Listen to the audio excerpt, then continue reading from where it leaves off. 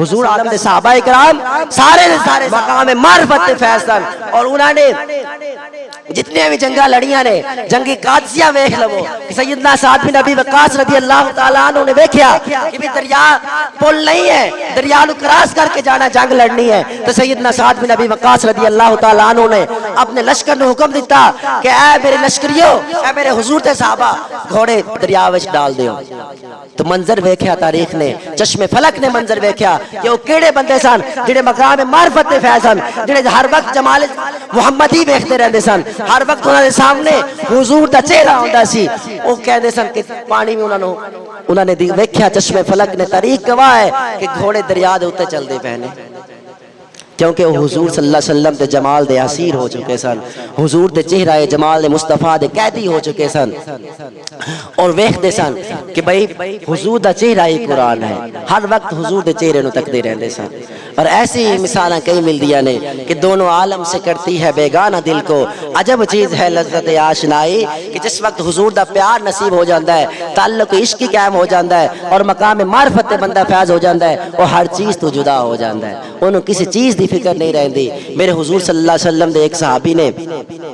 سیدنا بلال رضی اللہ تعالیٰ عنہ دی تسی مثال سن دے ہو،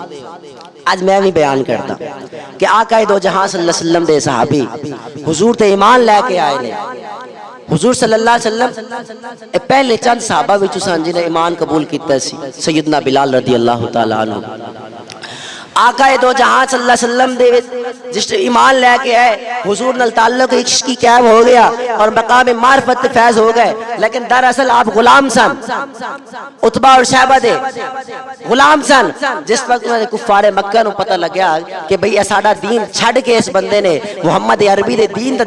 دین نو اپنا لیا ہے اور محمد عربی دے دامن نال وابستہ ہو گیا ہے، تو انہوں نے طرح طرح تکلیفاں دینا شروع کر دیتیاں۔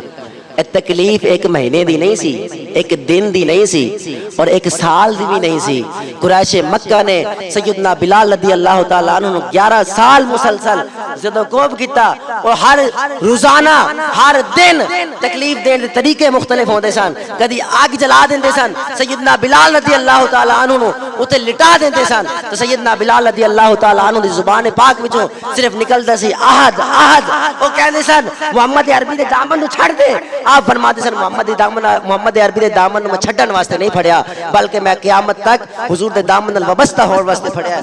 دامنش از دست دادن مردنست، اقبال بھی بولیا، اقبال فرماتے ہیں کہ دامنش از دست دادن مردنست، اے مسلمانوں تسی اس وقت تک زندہ قوم نہیں کلوا سکتے جس وقت تک تہاڈا تعلق عشقی حضور نال قائم نہ ہو جاوے۔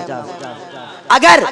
تسی کہندے چاہندے ہو کہ بھئی حضور نال تہاڈا حضور تانوں زندہ قوم آکھیا جاوے، مسلماناں دا تہاڈا سکہ منوایا جاوے، حضور دے گنبد خضرا نال اپنا تعلق وابستہ کر لو اور نعرے لاندے رہو، اپنا سب کچھ گنبد خضرا، کل بھی تھا اور آج بھی ہے، میرے نبی سے میرا رشتہ، کل بھی تھا اور آج بھی ہے۔